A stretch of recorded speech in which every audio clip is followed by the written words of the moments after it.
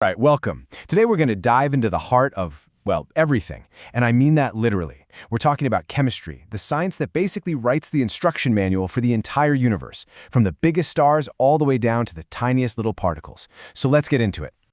So to get us started, I want to ask you a question. What in the world connects a star billions of miles away to the cup of coffee sitting on your desk? I mean, on the surface, they've got nothing in common, right? But secretly, they are speaking the exact same language. And the answer? It's just one word. Chemistry. That's it. It's like this invisible thread that ties the entire cosmos together. The crazy nuclear reactions happening inside that star and the molecules that give your coffee its taste and smell, they're all playing by the same fundamental set of rules. Chemistry is the code of reality itself. Okay, so here's our game plan for this explainer. First, we'll unpack that big idea, that everything is chemistry. Then, we'll nail down a clear definition. After that, we'll look at the ultimate building blocks of everything, figure out how they all work together, and then, the really fun part, we'll see how chemistry is all over your world. First up, this is the big one. The device you're watching this on right now, the air you're breathing, even the thoughts firing inside your brain, it's all just a chain of unbelievably complex, perfectly timed chemical reactions. The world isn't just shaped by chemistry, the world is chemistry. Okay, so that's the poetry of it, right? But let's get down to brass tacks. Scientifically, what are we actually talking about? Let's get a real definition. What is chemistry, really? So, the formal definition is that chemistry is the science that studies matter, its properties, how it changes, and how it interacts with energy. Yeah, I know, that sounds a little dry, right? Straight out of a textbook. So let's think of it a simpler way. Chemistry is basically the study of stuff, and how that stuff can be taken apart and put back together to become totally new stuff. Now, to understand how stuff becomes new stuff, we have to know what it's made of in the first place. So we're going to zoom in. I mean, way in, from the world we can see all around us, down to the invisible little pieces that build it all. We start with matter. This is the easy one. Matter is simply everything that has mass and takes up space. So your desk, your phone, the water you drink, even the air you're breathing, that's all matter. It's the stuff we were just talking about. But what is all that matter made of? Well, if you could keep breaking it down into smaller and smaller pieces, you'd eventually hit these fundamental ingredients called elements. Think of them as the purest substances you can get. Gold, oxygen, carbon, those are all elements. You can't break them down any further using chemistry. And if we zoom in just one last time, what do we find? We find the atom. This is it. The atom is the smallest possible unit of an element that still has all the properties of that element. It's the fundamental, ultimate building block of all matter in the universe. I love this analogy. Think of atoms as nature's Legos. It's perfect. There are only about 100 or so different types of Lego bricks in the universe. Those are the elements. But from that one limited set, you can build absolutely anything you can imagine. Stars, planets, trees, and even you. And this is a really important distinction to make. An atom is that single Lego brick, right?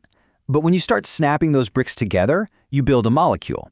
So for example, a water molecule isn't one thing, it's a structure built from two hydrogen atoms snapped onto one oxygen atom. The atom is the piece, the molecule is the final creation. Okay, so we've got our building blocks, atoms. Now let's look at how they actually build things. How do they interact with each other? What are the rules of the game that tell them how to combine, break apart, and rearrange themselves to create everything we see around us? Well, it all happens through something called a chemical reaction. And honestly, the best way to think about it is like you're following a recipe. You take your ingredients, those are your starting substances, and you rearrange their atoms to create a totally new final dish. And what's key here is that energy is almost always involved. Either it's released, like in a fire, or it's absorbed, like when you're baking a cake. But nothing is ever created or destroyed. It's all just rearranged. This simple three-step process is everything. You start with your reactants, that's your flour, sugar, and eggs. Then comes the reaction. That's you mixing and baking everything. And in the end, you get your products, a cake, which has totally different properties from the stuff you started with. That transformation, that's chemistry.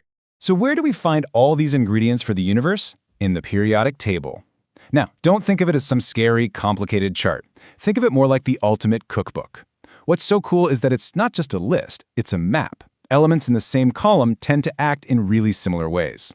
You've got things like oxygen, which we obviously need to breathe. There's carbon, which is the literal backbone of all life as we know it. And then you have hydrogen, the simplest and most common element of all, the stuff that fuels the sun. Okay, so now that we have the fundamentals down, atoms, molecules, and reactions, let's zoom back out. Let's connect all of this back to your daily life, because this is not some abstract science. This is the instruction manual for your world. Let's start with, well, you. What are you actually made of? You might be surprised to hear that a whopping 96% of your body is made of just 4 elements: oxygen, carbon, hydrogen, and nitrogen. You are a walking, talking collection of stardust, all put together by chemistry. And it goes so far beyond that. The amazing, brilliant colors of fireworks? That's chemistry. The taste of a lemon on your tongue? Chemistry. The battery that's powering your device right now? The medicine that helps fight off disease? Even the pixels glowing on this very screen? It's all chemistry, all the way down. So, if there's one thing to take away from all this, it's this. Chemistry is not just a subject you learn about in school. It is the programming language of our physical reality. Understanding it is like learning to read the source code of the universe itself. So, I'm going to leave you with this thought.